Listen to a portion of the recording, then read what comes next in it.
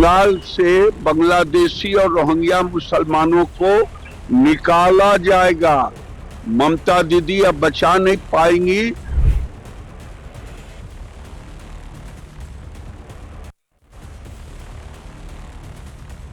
तो अभी दो चार तस्वीर दिखा के क्या साबित करना चाहता है? तो अगर वो जेन्युइन नहीं है तो वो इंडिया का धरती में, बंगाल का धरती में घुसा कैसे? तो आज मैं ममता बनर्जी से सवाल करना चाहता हूँ, जो लोग वापस जा रहे हैं वो बंगाली है कि बांग्लादेश? अगर कुछ लोग अगर बांग्लादेश वापस जाने का कोशिश कर रहा है तो पहले तो इन्वेस्टिगेशन होना चाहिए बीएसएफ के ऊपर। वो लोग घुसा कैसे?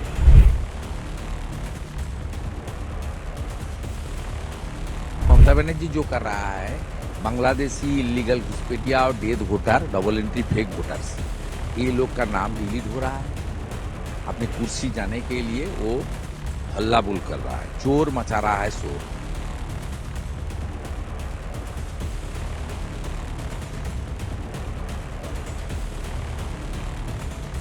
नमस्कार, महासंग्राम में आपका स्वागत है। मैं हूं आपके साथ अतुल प्रताप सिंह। आज बात एसआईआर को लेकर पश्चिम बंगाल में मचे बवाल की। एसआईआर पर ममता बनर्जी के बहुत सारे सवाल हैं। बिहार के बाद पश्चिम बंगाल समेत 12 राज्यों में एसआईआर की प्रक्रिया चल रही है, लेकिन सबसे बड़ा बवंडर या कहें कि सियासी बवंडर बंगाल में उठ रहा है। एसआईआर की प्रक्रिया पर पश्चिम बंगाल की मुख्यमंत्री ममता बनर्जी ने सवाल खड़े कर दिए हैं। चुनाव आयोग को बाकायदा चिट्ठी लिखी है, एसआईआर की प्रक्रिया को बंद करने की मांग की है। लेकिन इसी बीच बीएसएफ ने दावा कर दिया कि एसआईआर के डर से बड़ी संख्या में बांग्लादेशी और घुसपैठिए, खासतौर से रोहिंग्या, बंगाल छोड़कर वापस जा रहे हैं। इसमें वैसे भी घुसपैठिए शामिल हैं जो कि लगभग 20-20 सालों से बंगाल में रह रहे थे, फर्जी डॉक्यूमेंट बनवा कर रह रहे थे। लेकिन अब जब डॉक्यूमेंट की जांच हो रही है तो गिरफ्तारी से बचने के डर से बंगाल छोड़कर वापस बांग्लादेश जा रहे हैं। वहीं केंद्रीय गृह मंत्री अमित शाह ने भी आज दो टूक कह दिया कि एक एक घुसपैठियों को देश का बाहर का रास्ता दिखाएंगे।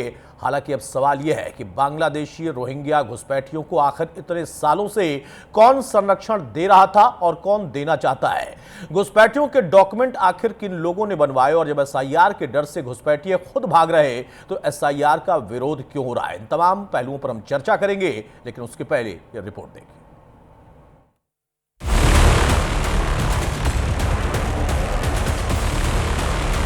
तीरथ जयंती समारोह में बहुत स्पष्ट करना चाहता हूं कि हम इस देश में से एक एक घुसपैठिए को चुन चुन कर बाहर निकालेंगे। ये हमारा प्रण। केंद्रीय गृह मंत्री अमित शाह ने ऐलान कर दिया कि एक एक घुसपैठिए को भगाएंगे, एक भी घुसपैठिए को देश में नहीं रहने देंगे, घुसपैठियों को बाहर करके रहेंगे। अमित शाह का यह बयान तब सामने आया जब यूपी, एमपी, पश्चिम बंगाल समेत देश के 12 राज्यों में एसआईआर की प्रक्रिया चल रही है और इसका असर पश्चिम बंगाल में दिखने लगा है। एसआईआर के डर से बांग्लादेशी घुसपैठियों की लाइन बॉर्डर इलाके में लग गई है। डर के मारे बांग्लादेशी घुसपैठिए वापस लौटने लगे हैं और इस बीच बीएसएफ ने दावा किया है कि राज्य में एसआईआर प्रक्रिया के बाद से बॉर्डर पार करने की कोशिश करने वाले अवैध बांग्लादेशी नागरिकों की संख्या तेजी से बढ़ गई है। रोज 150 से ज्यादा अवैध बांग्लादेशी लौट रहे हैं। चेक पोस्ट पर छोटे बैग और सामान लेकर लोगों की लाइन लग रही है जो खुलेआम मान रहे हैं कि वे बांग्लादेशी हैं और सालों पहले गैर कानूनी तरीके से भारत में आए थे।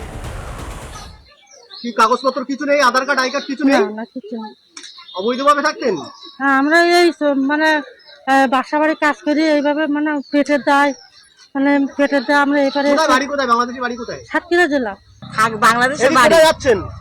বাংলাদেশে বাড়ি। আচ্ছা, বাংলাদেশি বাড়ি। হ্যাঁ। अवैध बांग्लादेशियों की अचानक बढ़ोतरी से बीएसएफ पर प्रेशर बढ़ गया है, जिन्हें बॉर्डर के दोनों तरफ हर पकड़े गए व्यक्ति का बायोमेट्रिक वेरिफिकेशन, पूछताछ और क्रिमिनल बैकग्राउंड चेक करना होता है। लेकिन इस बीच एसआईआर को लेकर पश्चिम बंगाल की मुख्यमंत्री ममता बनर्जी ने मुख्य चुनाव आयुक्त को चिट्ठी लिखी, जिसमें उन्होंने दावा किया कि बिना पर्याप्त ट्रेनिंग, गाइडलाइन और तैयारी के एसआईआर को लागू किया जा रहा है। प्रक्रिया बिना योजना के चल रही है, जिससे अराजकता और खतरा पैदा हो गया है। जिस तरह से यह प्रक्रिया अधिकारियों और नागरिकों पर थोपी जा रही है वो न केवल अनियोजित है बल्कि खतरनाक भी है। ममता ने अपने पत्र में लिखा, बेसिक तैयारी, सही प्लानिंग, या साफ कम्युनिकेशन की कमी ने पहले दिन से ही इस प्रोसेस को कमजोर कर दिया है। सही ट्रेनिंग और सपोर्ट दें और मौजूदा तरीके और टाइमलाइन का अच्छी तरह से फिर से आकलन करें। इसके साथ ही टीएमसी ने चुनाव आयोग को आगाह किया कि अगर इस रास्ते को बिना देर किए ठीक नहीं किया गया तो सिस्टम, अधिकारियों और नागरिकों के लिए इसके नतीजे ऐसे होंगे जिन्हें बदला नहीं जा सकता। देखिए, ये पूरा हमारा पार्टी देख रहे हैं। ये बीएलओ का ऊपर ये जो राइट दे रहे हैं उसका हक है अनमैप कर देना। ये कोई बीएलओ का ऊपर भाजपा का कोई दबाव है और वो जेन्युइन किसी का अगर एलिमिनेट कर दे वो तो प्रोटेस्ट होगा। एसआईआर के खिलाफ टीएमसी ने सड़कों पर उतरकर प्रदर्शन करने की चेतावनी दी। एसआईआर के खिलाफ हल्ला बोलने की प्लानिंग की। खबर है 25 नवंबर को ममता बनर्जी पश्चिम बंगाल के बनगांव में एसआईआर के खिलाफ रैली निकालेंगी। लेकिन वोटर लिस्ट अपडेट करने की प्रक्रिया का विरोध करने पर गृह मंत्री अमित शाह ने ममता बनर्जी की मंशा पर सवाल खड़े कर दिए। विपक्ष पर घुसपैठियों को बचाने के आरोप मढ़ दिए। कुछ राजनीतिक दल एक घुसपैठिया हटाओ का जो अभियान है इसको निर्बल करने में लगे हैं और वो राजनीतिक दल चुनाव आयोग द्वारा जो एसआईआर की प्रक्रिया चल रही है, मतदाता सूची का शुद्धिकरण जो चल रहा है, इसका खिलाफत कर रहे हैं। इसके साथ ही बीजेपी नेता शुभेंदु अधिकारी ने एसआईआर को लेकर चुनाव आयोग को चिट्ठी लिखी है जिसमें उन्होंने दावा किया है चुनाव अधिकारियों के खिलाफ ममता बनर्जी अभियान चला रही हैं। ममता चुनाव अधिकारियों में अविश्वास पैदा कर रही हैं। ममता चुनाव आयोग के संवैधानिक अधिकार को कमजोर कर रही हैं। एसआईआर पर ममता बनर्जी की आपत्ति चुनावी फायदे के लिए है।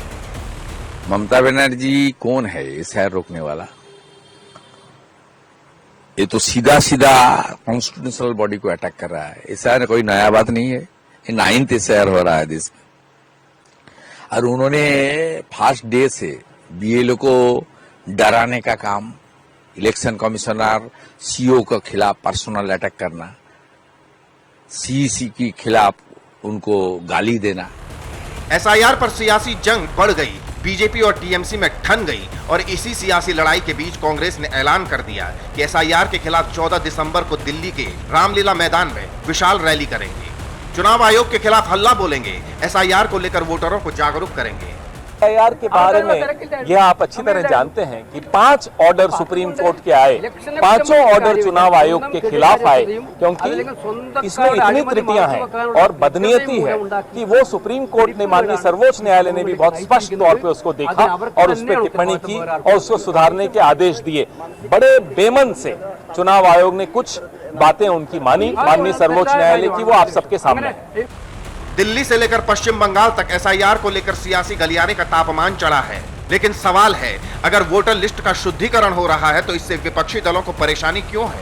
आखिर क्यों विपक्ष चुनाव आयोग की मंशा पर सवाल उठा रहा है? क्यों एसआईआर की प्रक्रिया में विपक्ष को साजिश की बू आ रही है? Bureau report, news India.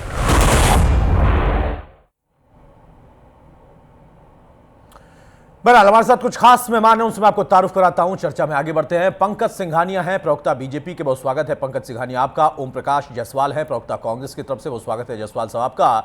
एहतशामुल हक है, नेता टीएमसी के, हमारे साथ, बहुत स्वागत है हक साहब आपका। और इसके सूद साहब, पूर्व एडीजी, हमारे साथ जुड़ेंगे।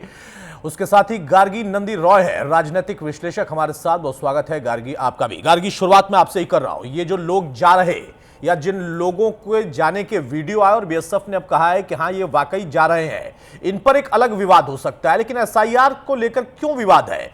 12 राज्यों में, बिहार में होने के बाद 12 राज्यों में जो प्रक्रिया शुरू हुई। अच्छा गार्गी, मैं रोक रहा हूं, इस बीच में एक बड़ी खबर आ रही है, अपने दर्शकों का पास वो बड़ी खबर ले जाता हूं, उसके बाद मैं आपके पास लौटता हूं। बिहार में मंत्रियों के विभागों का बंटवारा हो गया, 18 मंत्रियों के विभागों का बंटवारा हो चुका है। और बड़ी खबर यह है कि अब नीतीश कुमार के पास गृह विभाग नहीं है। डिप्टी सीएम सम्राट चौधरी को गृह विभाग की जिम्मेदारी सौंप दी गई है। गृह विभाग जो कि हमेशा से नीतीश के पास रहा था, लेकिन अब जब नए सिरे से नया चुनाव, नई सरकार और वहां पर यह जब बंटवारा हुआ तो 18 विभागों का तो बंटवारा हुआ, लेकिन नीतीश के पास से सम्राट चौधरी को अब गृह विभाग का जिम्मा सौंप दिया गया है। नीतीश कुमार के पास अब गृह विभाग नहीं होगा।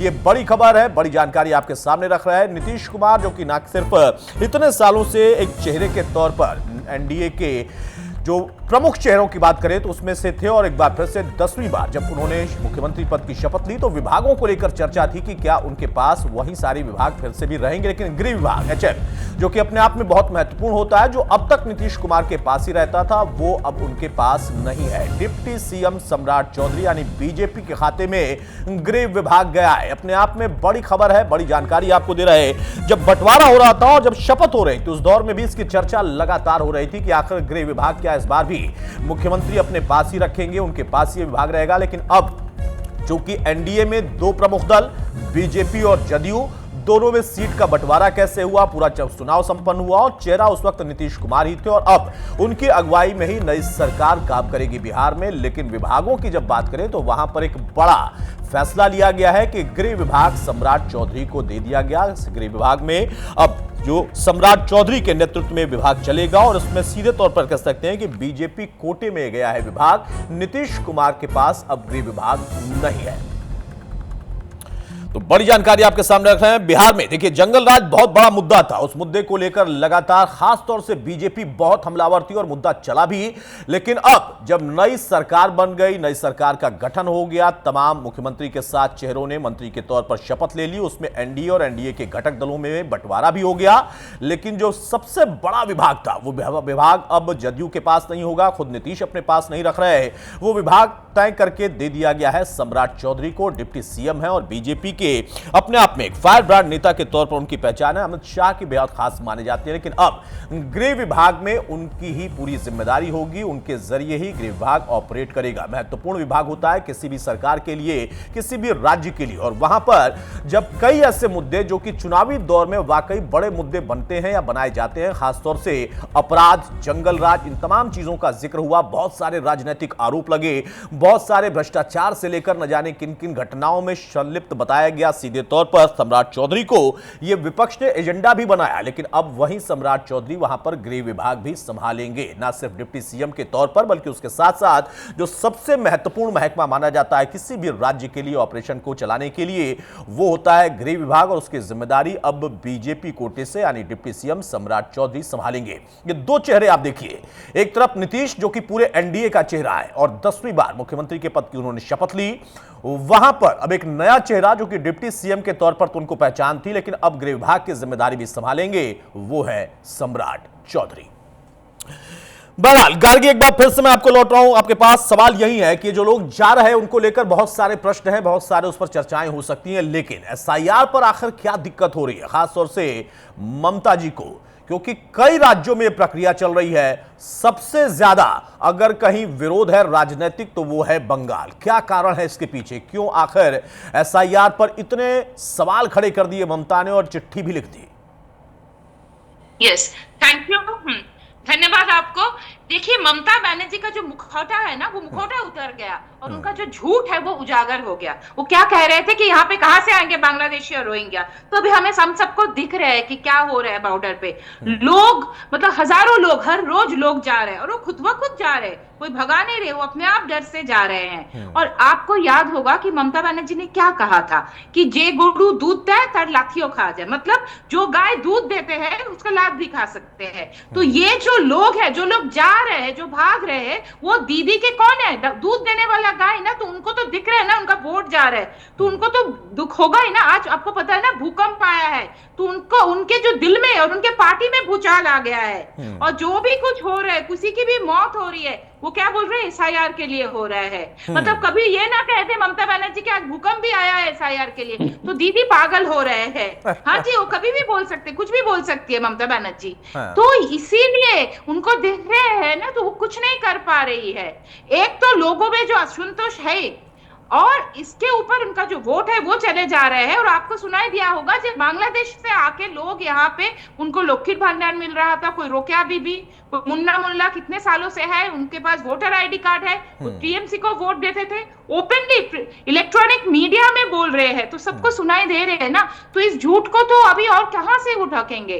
तो इसीलिए दीदी पागल हो रही है। और अभी आप ये मत सोचिए कि वो कुछ नहीं करेगी, बहुत कुछ चल रहे हैं बंगाल में। जो AERO है, जो OC है, वो लोग क्या कर रहे हैं पता है आपको? BLO को बोल रहे हैं कि आप लॉगिन जो आईडी है वो लॉगिन आईडी दे दो, दीदी को देना था 1000 डेटा एंट्री इलेक्शन कमीशन को, नहीं दिया।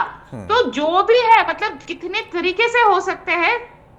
She is not cooperating. Non cooperation जो होता है ना, पूरा हद तक नॉन कोऑपरेशन कर रहे हैं। मैं आपको बोल रहा हूँ, ठीक है, इसका मैं जवाब लेता हूं। हक साहब आपने सुन लिया। गार्गी कह रही है कि मुखौटा उतर रहा है या उतरने का डर है, इसकी वजह से दहशत है, एसआईआर को लेकर नहीं। लेकिन ममता जी ने जो चिट्ठी लिखी है उसके पीछे क्या आखिर कारण है? क्या ऐसा हो रहा है जो कि 12 राज्यों के साथ ही बंगाल में भी अगर हो रहा तो वहां पर कुछ अलग हो रहा है?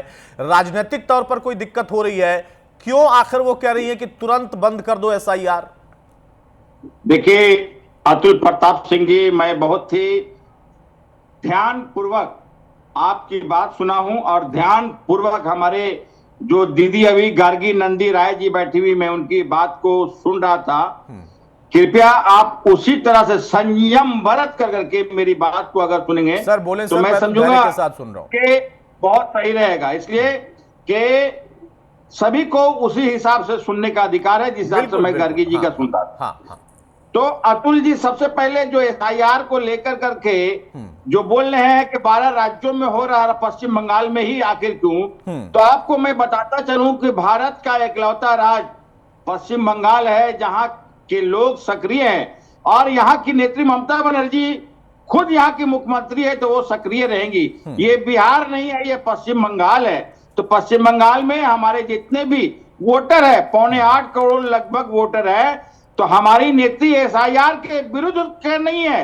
वो एसआईआर में जो लोग वोटर हैं उनका नागरिकता रहना चाहिए, उनका सही तौर पर वो वोट का अधिकार जिस हिसाब से कर रहे थे उसके लिए लड़ाई लड़ रहे हैं। नंबर 2 हमारे हैं, कल जिस हिसाब से जो वहां पे हमारे जो हेड ऑफ द डिपार्टमेंट है उनको जो लेटर दिया गया हमारे मुख्यमंत्री द्वारा चुनाव आयोग को, उन्होंने कहा कि एसआईआर का ये विरोध इसलिए इसको नजर किया जा रहा है, इसका टाइमिंग बहुत कम है। 1 महीना का अंदर 2002 में जो एसआईआर हुआ था उसमें 2 साल का टाइमिंग था।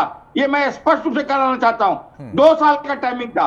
और यहाँ बीएलओ देखिए कल क्या हुआ, डिप्रेशन में मारे जा रहे हैं। तो मानवता के खातिर, इंसानियत के खातिर इसमें जो है मियाद बढ़ाया जाए, इसको कोई विकल्प दूसरा हो तो वो किया जाए। और हमारी दीदी जो कह रही हैं कि वो जा रहे हैं हजारों हजार की संख्या में, आने के टाइम में जिस टाइम एंट्री किए थे पश्चिम बंगाल में उस टाइम दिखाया नहीं किया जा रहा था और जाने के टाइम में दिखाया जा रहा है। और ये जाने वाले तमाम बीजेपी के कार्यकर्ता है, बात सुन लीजिए अतुल जी, ये तमाम लोग हमारी सरकार को बदनाम करने के लिए हमारी सरकार को बदनाम इस तरह से करे, हजारों की संख्या में लोगों को यहाँ फुटेज दिखला रहे हैं। आने के टाइम में तो ये विफल है, लेकिन जाने के टाइम में दिखला रहे हैं। ये बीजेपी के कार्यकर्ता है, ये सारे लोग। सर बोलिए आपने, सर बोलिए आपने, बीजेपी का एक लंबी साजिश है। समझ गया। ये बीजेपी के कार्यकर्ता है जो वापस जा रहे हैं। ये रोहिंग्या नहीं है, ये बीजेपी के कार्यकर्ता है। ठीक है। मुसलमान अब हक साहब अब आप उतने ही धैर्य से मेरी बात सुनिएगा। आपने 2-3 बातें बोली। आपने कहा कि ये बिहार नहीं है, ये बंगाल है और यहां पर नेता और यहां के लोग बड़े सक्रिय हैं। यानी आप अपमान कर रहे हैं बिहार के लोगों का, आप अपमान कर रहे हैं बाकी अन्य राज्यों का जहां पर एसआईआर हो रहा है, और तो और आप आम लोगों का तो अपमान करेंगे क्योंकि आप नेता हैं। आप तो अपने चुने हुए तमाम जो जनप्रतिनिधि अलग अलग पार्टियों से आते रहे हैं, सत्ता में कभी आपके भी करीबी अलग अलग जगहों पर केंद्र में रहे हैं या अब भी होते हैं, या फिर सत्ता में और विपक्ष में ना रहने के साथ साथ आप लोगों के राजनीतिक मित्र होते हैं। उन पार्टियों नेताओं का भी आप विरोध कर रहे हैं, उनको भी बता रहे हैं कि वो सोते हैं, वो सोते हुए लोग हैं, वो सो रहे हैं।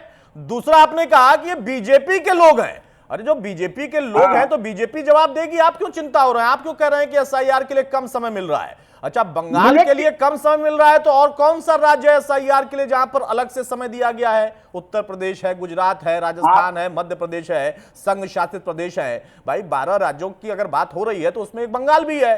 सिर्फ बंगाल में ही कम समय है। अगर आपका यह तर्क है तो इसका जवाब मैं लूंगा, बिल्कुल लूंगा, लेकिन क्या ऐसा है या नहीं है? और बीजेपी के लोग हो रहे हैं तो टीएमसी को चिंता क्यों हो रही है? सवाल तो होगा ना। संघमित्रा जी, अच्छा पहुंचाऊंगा। गार्गी जी जल्दी से काउंटर, उसके बाद में ओम प्रकाश जी के पास भी जाऊंगा और पंकज जी के पास भी आऊंगा। गार्गी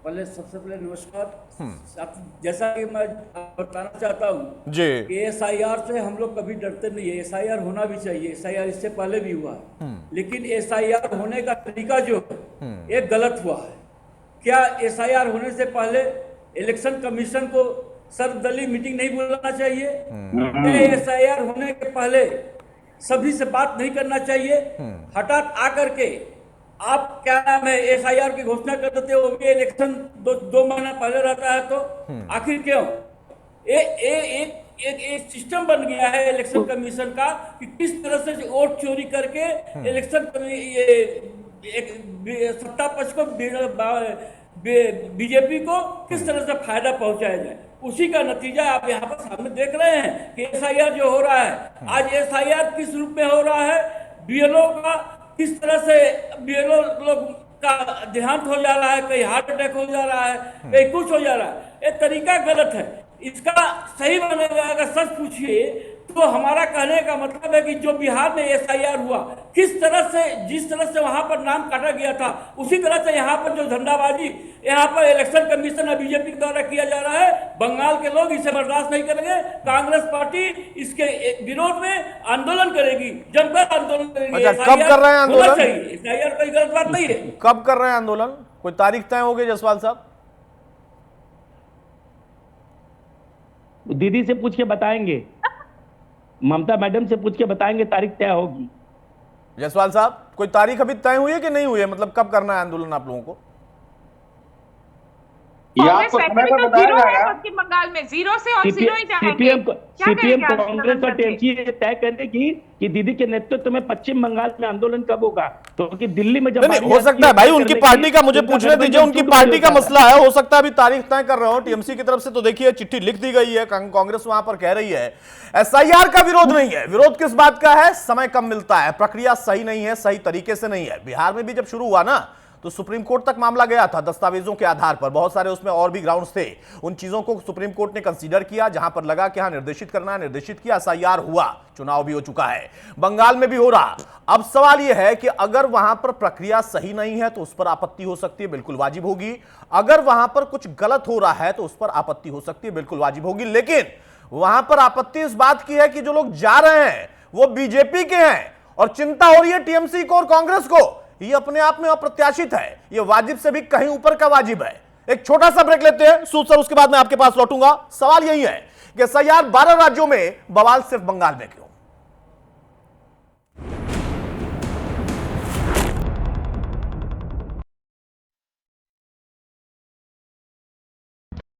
आज उत्तराखंड बन रहा है नए रोजगार का केंद्र। इस बदलाव की मिसाल बनी है मुख्यमंत्री स्वरोजगार योजना, जो प्रधानमंत्री नरेंद्र मोदी जी की प्रेरणा और मुख्यमंत्री पुष्कर सिंह धामी जी के दिशा निर्देश में चलने वाली एक महत्वाकांक्षी योजना है। अब तक 39,000 से ज्यादा युवाओं ने शुरू किया अपना व्यवसाय और 1 लाख से अधिक लोगों को मिला है रोजगार। अब सफलता को नई उड़ान देने आई है मुख्यमंत्री स्वरोजगार योजना 2.0। यह सिर्फ योजना नहीं बल्कि आर्थिक क्रांति है। आसान ऋण, बिना गारंटी शुरुआत और मार्जिन मनी की सहायता के साथ हस्तशिल्पी, प्रवासी, महिलाएं या बेरोजगार, स्वरोजगार 2.0 है सबके साथ। ग्रामीण या स्थानीय उत्पाद पर मिलेगी अतिरिक्त मदद ताकि विकास पहुंचे हर घाटी तक। सामान्य वर्ग के युवा को 90% तक ऋण, सिर्फ 10% अंशदान। SC, ST, OBC और पूर्व सैनिकों को 95% तक ऋण, सिर्फ 5% अंशदान। इसके साथ ही महिला, दिव्यांग, ग्रामीण व ODOP उद्यमियों को मिलेगा 5% अतिरिक्त प्रोत्साहन। मुख्यमंत्री स्वरोजगार योजना 2.0 के तहत विनिर्माण इकाइयों के लिए 25 लाख तक, सेवा क्षेत्र जैसे सैलून व टेलरिंग के लिए 10 लाख तक और व्यापार जैसे जनरल स्टोर आदि के लिए भी 10 लाख तक की वित्तीय सहायता प्रदान की जाती है। आपका सपना छोटा हो या बड़ा, मुख्यमंत्री स्वरोजगार योजना 2.0 हर कदम पर आपके साथ है। बिना गारंटी का लोन, जरूरत पर फ्री ट्रेनिंग और सिर्फ 15 दिन में लोन वितरण की गारंटी। अब आपके उत्पाद जुड़ रहे हैं ऑनलाइन बाजारों और हिमाद्री एम्पोरियम से, ताकि आपका कारोबार चले नहीं बढ़े। साल 2025 से 2030 तक 50,000 से ज्यादा उद्यमी बनेंगे इसका हिस्सा और लाखों को मिलेगा सम्मानजनक रोजगार। मुख्यमंत्री स्वरोजगार योजना 2.0 स्वरोजगार से समृद्धि की ओर। एक्शन टेसा का HDHMR बोर्ड चाहिए। वो हरे बोर्ड निकाल दे भाई। ये तो एक्शन टेसा का HDHMR बोर्ड नहीं है। सारे हरे बोर्ड एक जैसे ही होते हैं। क्या ये दीमक बोरर रेजिस्टेंट है और वाटर रेजिस्टेंट? हम बैठे हैं ना। किसी भी हरे बोर्ड को HDHMR समझकर घर लाओगे तो पछताओगे, क्योंकि सिर्फ एक्शन टेसा का HDHMR बोर्ड ही है वाटर, टर्माइट और borer resistant.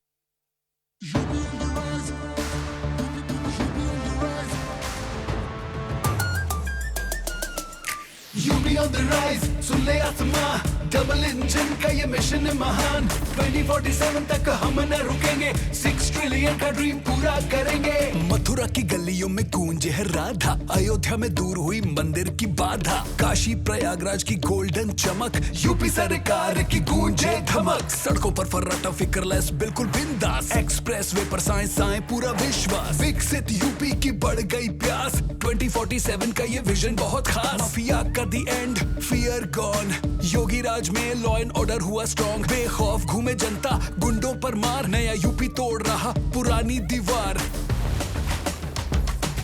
UP on the rise, सुन ले आसमां, डबल इंजन का ये मिशन है महान। 2047 तक हम न रुकेंगे, 6 ट्रिलियन का ड्रीम पूरा करेंगे।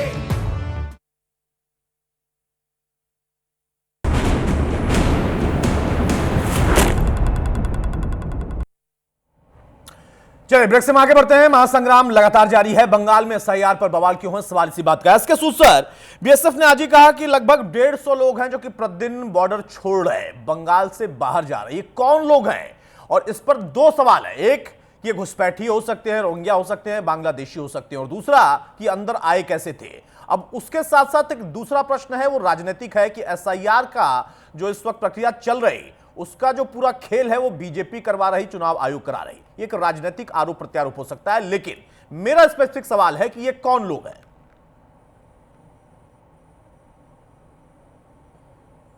नमस्कार, मुझे जरा 1 मिनट दीजिए, आप किसी और से पूछ लीजिए मुझे।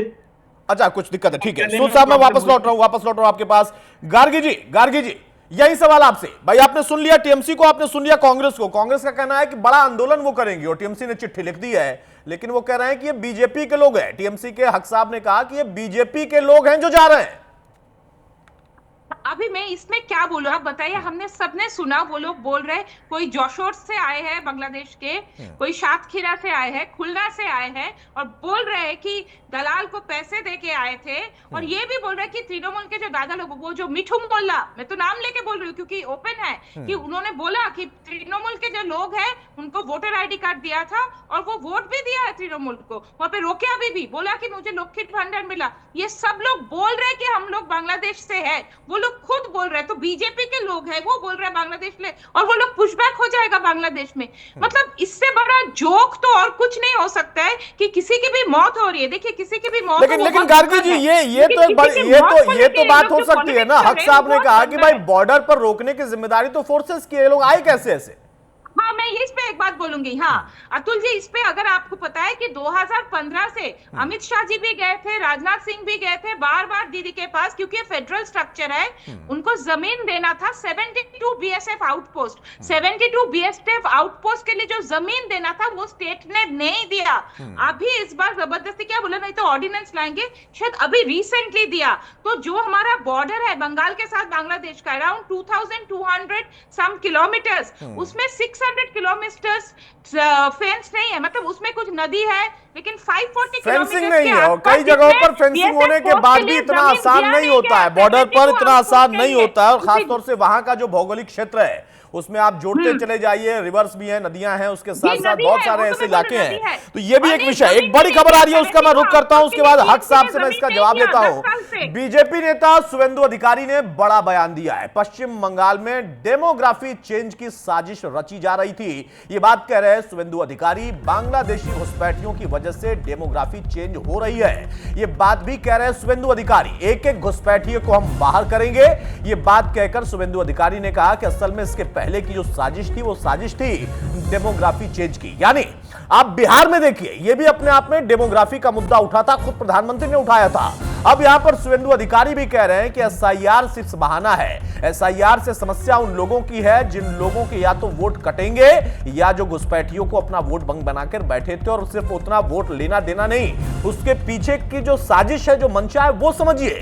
बाकायदा डेमोग्राफी चेंज करने की कोशिश वहां पर चल रही है। कई जगहों पर डेमोग्राफी चेंज हुई है, यह गंभीर आरोप भी उन्होंने लगाया है। हक साहब जवाब देंगे इसका?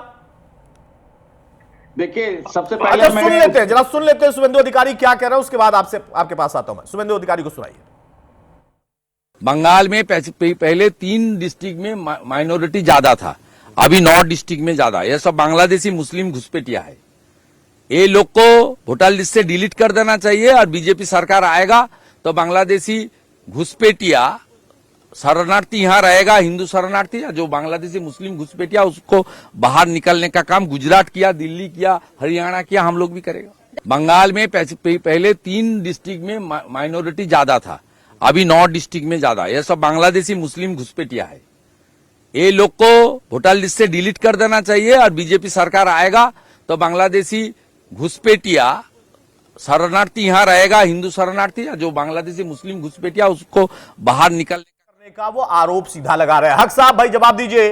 गार्गी जी जो बात कह रही हैं और आपने जो कहा भी कि ये बीजेपी के लोग हैं, तो मेरा सवाल है कि अगर बीजेपी के लोग हैं तो आपको चिंता क्यों हो रही है? उनको जाने दीजिए, उनके वोट कटेंगे। और दूसरा, डेमोग्राफिक कौन चेंज कर रहा था, ये कौन कह रहा है? शुभेंदु अधिकारी आरोप लगा रहे हैं। स्पष्ट रूप से मैं डिबेट कर रहा हूं आपसे भी, और हमारे गर्गी जी है अभी हमारे बीच में। शुभेंदु अधिकारी जो अपोजिशन के लीडर बोल रहे हैं कि पहले 3 जिला में मुसलमानों की संख्या ज्यादा थी, अभी 9 जिला में ज्यादा हो गया। तो देखिए, बीजेपी का तो पहला प्राथमिकता है हिंदू मुसलमान की, ये तो समझना होगा। बीजेपी हिंदू मुसलमान करके पूरा देश को तो बर्बाद कर रहा। आज भारत में 100% अगर आबादी है, जिसमें 86% हमारे हिंदू भाई है। आज महंगा जो 400 का सिलेंडर जो 1100 में खरीद रहे हैं, वो कौन खरीद रहे हैं? सबसे ज्यादा हिंदू भाई है। वो हिंदू का पॉकेट मारी कर रहे हैं और गरीब का पैसा मार कर करके हम दो हमारे दो के लिए काम कर रहे हैं। ये जो है, ये अगर मुसलमान और हिंदू की बात नहीं करेंगे तो इसके अलावा इनके पास में कोई है? कोई भी और मोटो नहीं है और कोई भी वक्तव्य नहीं है। सिर्फ हिंदू मुसलमान की राजनीति करते हैं। हमारे गार्गी जी बोल रहे हैं, आज हमारी पश्चिम बंगाल की सरकार जो है लक्ष्मी भंडार दे रही की, क्या बीजेपी की महिला नहीं ले रही है? बीजेपी की महिला को भी तो 1000 रुपया करके मिल रहा है, 1200 रुपया करके मिल रहा है, बांग्लादेशियों को नहीं। तो मैं सुन रहा था। आप धैर्य रखिए दीदी, आप नेशनल टीवी में बैठे हुए धैर्य रखिए, आपकी बारी आएगी। हमें अतुल जी ने कहा है और मैं कहना चाहता हूं, बोले हक साहब बोले, हाँ बोले, बिल्कुल हक है आपका। यहाँ की सपना मैं अतुल जी स्पष्ट रूप से कह रहा हूं कि तीसरी बार हम लोग 213 सीट लेकर आए थे और आने वाले 2026 में हम लोग कम से कम 240 सीट लेकर। अरे तो अभी से शुभकामना, बहुत बधाई आपको। इस पर कौन चर्चा कर रहा है कि आप कितनी सीटें लाएंगे? अब हक साहब देखिए, रोकना पड़ेगा सर, माफी चाहूंगा। और भी मेहमान हमारे साथ हैं। भाई आप तीसरी बार नहीं, आप चौथी बार नहीं, आप जीवन भर वहां पर सरकार में रहिए। उससे कौन इनकार कर रहा है? कौन चर्चा कर रहा है उसकी? अभी चुनाव तो होने दीजिए। मेरा सवाल यह है हक साहब भाई देखिए, हिंदू मुसलमान कौन कर रहा है वो आपका मुद्दा हो सकता है, उसका सिंघानिया साहब जवाब देंगे। लेकिन यहाँ पर एसआईआर की प्रक्रिया पर आप सवाल खड़े कर रहे हैं ना सर, वो चर्चा का विषय है। सिंघानिया साहब मैं आपको रोक रहा हूं, उसके पहले मैं चाहूंगा सूद साहब का एक कमेंट हो जाए, बहुत देर से इंतजार कर रहे हैं। उसके बाद मैं आपके पास आऊंगा। आप पर आरोप लग गया है कि आप हिंदू मुसलमान करते हैं, सिलेंडर आप हिंदुओं को ज्यादा महंगा दे रहे हैं, या ज्यादा हिंदू ही महंगा सिलेंडर और बाकी चीजें खरीद रहे हैं मुसलमान भाइयों के बनस्पत या बराबर में। बहरहाल सूद साहब, अब यहां पर ये बीजेपी के लोग बाहर जा रहे हैं जो वीडियोस में सामने दिख रहे हैं, लेकिन बीएसएफ ने जो कहा उससे 2 प्रश्न उठते हैं। एक कि घुसपैठिए थे या वो लोग जो कि इस देश के नहीं है वो थे, तो ये कैसे आ गए? दूसरा, अब जब ये जा रहे हैं तो इनको रोकने के लिए आखिर कौन चिंतित है और क्यों चिंतित है? मेरी आवाज आ रही है आपको? जी बोले सर। देखिए, मेरी नजर में बीएसएफ ने कुछ भी आधिकारिक तौर पे कुछ भी नहीं कहा है। अनऑफिशियली अगर किसी ने आपसे कुछ कहा है तो मैं उसकी जिम्मेदारी नहीं लेता हूं। ठीक है। नंबर 1, जो लोग बाहर जा रहे हैं, वो मैंने जो खबरें पता करी हैं, पूरे देश भर में ऐसी बस्तियां जहां पर सस्पेक्ट किया जा रहा है कि फॉरेनर्स होंगे, उन लोगों को इकट्ठा कर करके बंगाल भेजा जा रहा है। ये सिर्फ बंगाल के ही लोग नहीं है। नंबर 1, ये क्लैरिफाई मैं कर रहा हूं। नंबर 2, जो कहा जा रहा है कि बहुत मात्रा में जा रहे हैं, तो मुझे मेरे जो कलीग्स हैं उन्होंने मुझे बताया कि प्रतिदिन 30-40 लोग 50 लोग करीब जाते हैं, जिनमें से मुश्किल से 10-12 लोगों को बीजेपी एक्सेप्ट करती है, बाकी लोग वापस दोबारा आ जाते हैं क्योंकि वो कहते हैं कि ये बांग्लादेशी नेशनल्स नहीं है। तो तीसरी चीज जो कहा जा रहा है कि बीएसएफ या कहीं किसी स्टेटमेंट में था कि बीएसएफ ने इनको ट्रांसपोर्ट किया कहीं पर, वो बिल्कुल गलत बात है, वो बिल्कुल झूठी बात है। तो जहां तक सवाल है इलीगल माइग्रेशन होती कैसे है, तो लोगों ने भी कहा कि वहां का बॉर्डर बहुत पोरस है। 165 गांव ऐसे हैं जो कि फेंस के उस पार हैं, जिनके ऊपर हमें नजर रखना काफी मुश्किल होता है। नंबर 2, वहां पर बहुत बड़ा इलाका, पूरे अगर मैं बांग्लादेश की बात करूं, लगभग 1/4 4000 में से 1/4 इलाका रिवराइन बॉर्डर है, जिसमें से ज्यादातर रिवराइन इलाका बंगाल में और असम में है। तो तीसरी चीज, मैंने वहां पर बीएसएफ का नॉर्थ बंगाल फ्रंटियर कमांड किया है, जो कि मालदा से लेकर कूच बिहार तक होता है। मुझे वहां पर कभी भी कोई ऐसी दिक्कत नहीं आई कि हमें जमीन नहीं दी गई हो। मेरे समय में वहां पर कई आउटपोस्ट बनी हैं। जो ये बात जरूर है कि बंगाल में पॉपुलेशन डेंसिटी हमारे बाकी देश से दुगनी है, इस वजह से जमीन की वहां पर किल्लत है। तो ऐसा कहना कि बंगाल की गवर्नमेंट बॉर्डर गार्डिंग में या बॉर्डर सिक्योरिटी में इंटरफियर करती है, ये बिल्कुल गलत है। देखिए, सूद साहब ने बहुत अच्छी बात कह दी और अब हम इस चर्चा का आयाम और बढ़ा सकते हैं। हाँ, बोलिए सर, बोलिए सर। जो भी इन्फिल्ट्रेशन होती है वो ज्यादातर रिवराइन एरिया से होती है। और पिछले साल जब ये बांग्लादेश में तख्ता पलट हुआ है, उसके बाद से ये देखा गया है कि काफी लोग देश के भीतर से जा रहे हैं वापस अपनी फैमिलीज का देखभाल करने के लिए, उनके बारे में पता कर। और एक और चीज जो भी कही गई कि आई थिंक वो बीजेपी के जो लीडर ने कही थी, अपोजिशन लीडर ने, कि तीन डिस्ट्रिक्ट थे मुस्लिम बहुल, अभी 9 हैं। जो सेंसस फिगर्स हैं, मैंने इसके बारे में बहुत अच्छी तरह से स्टडी किया है। 1971 के बाद से जितने भी सेंसस फिगर्स हैं, बंगाल और असम के बॉर्डरिंग डिस्ट्रिक्ट्स में पॉपुलेशन ग्रोथ लगभग उतनी ही है जितनी बाकी देश में है।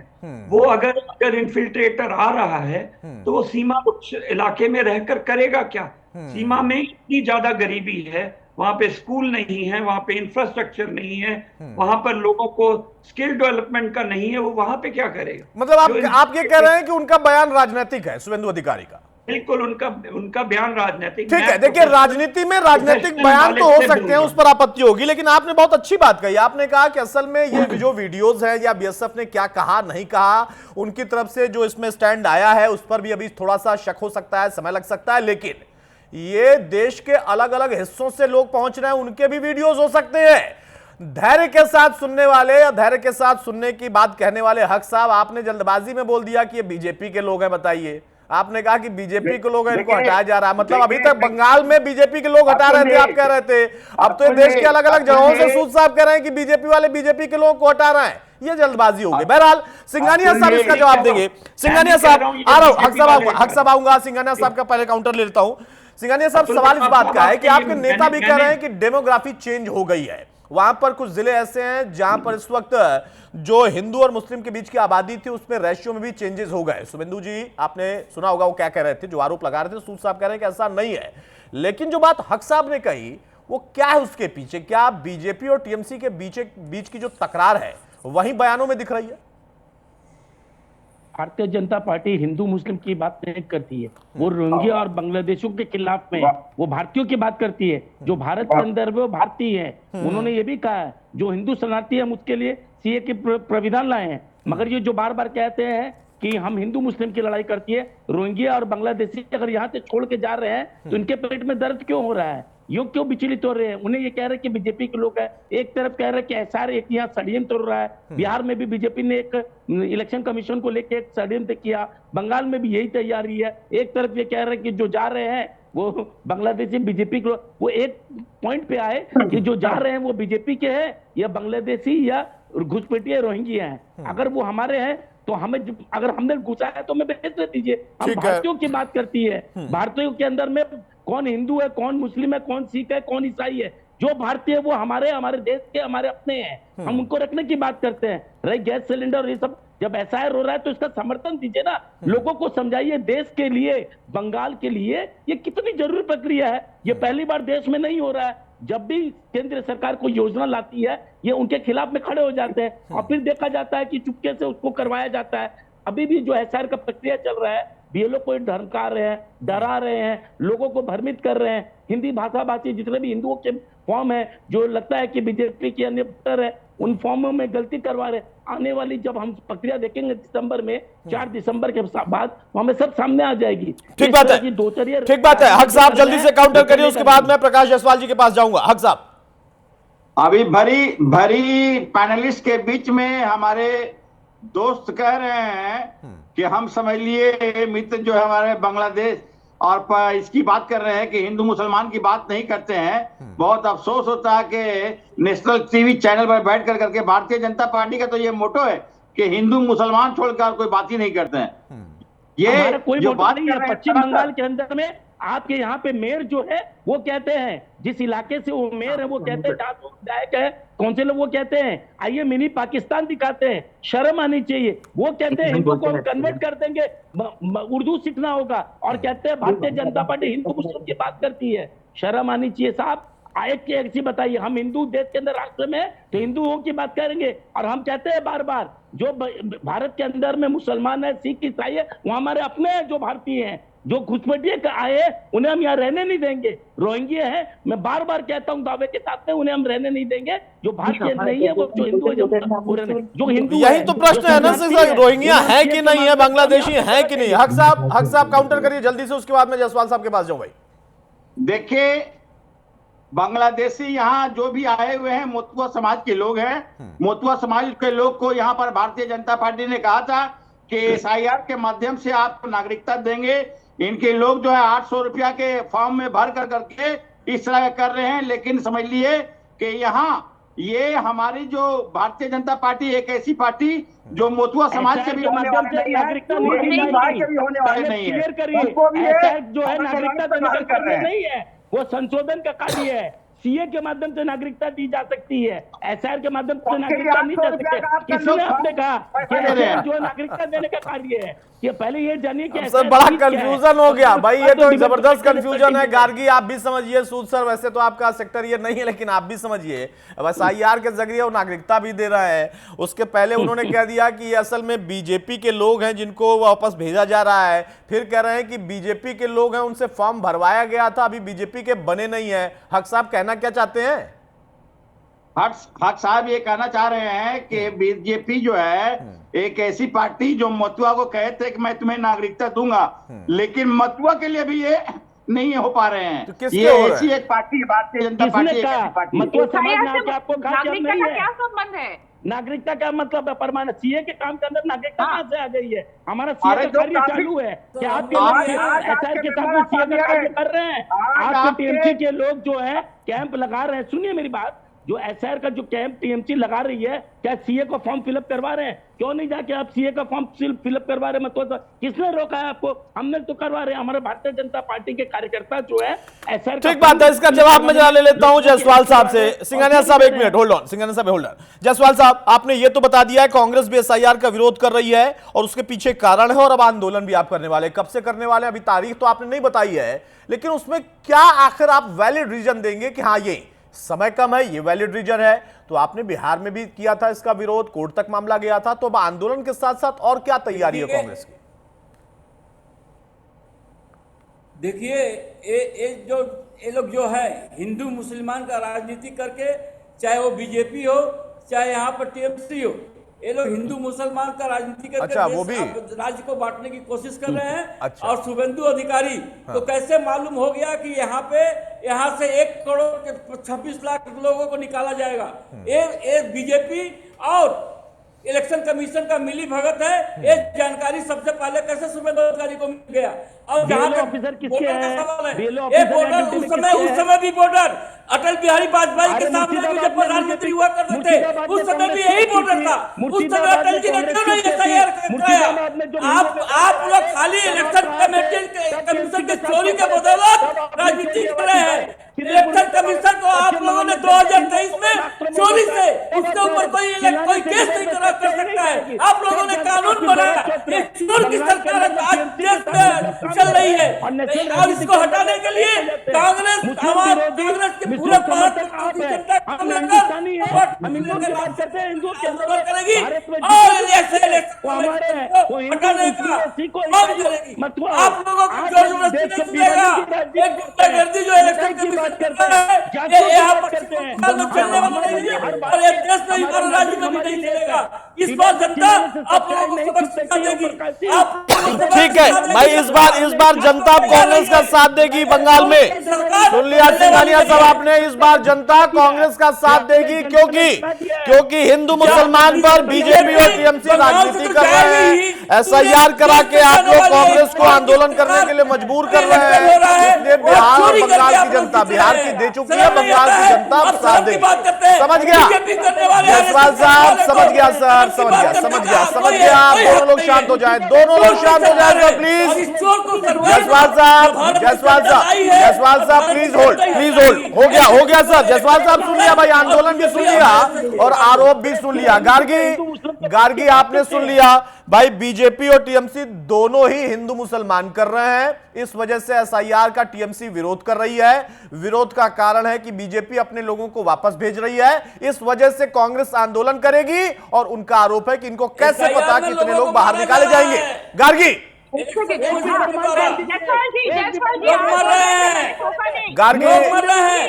जीरो की बात कर रही थी,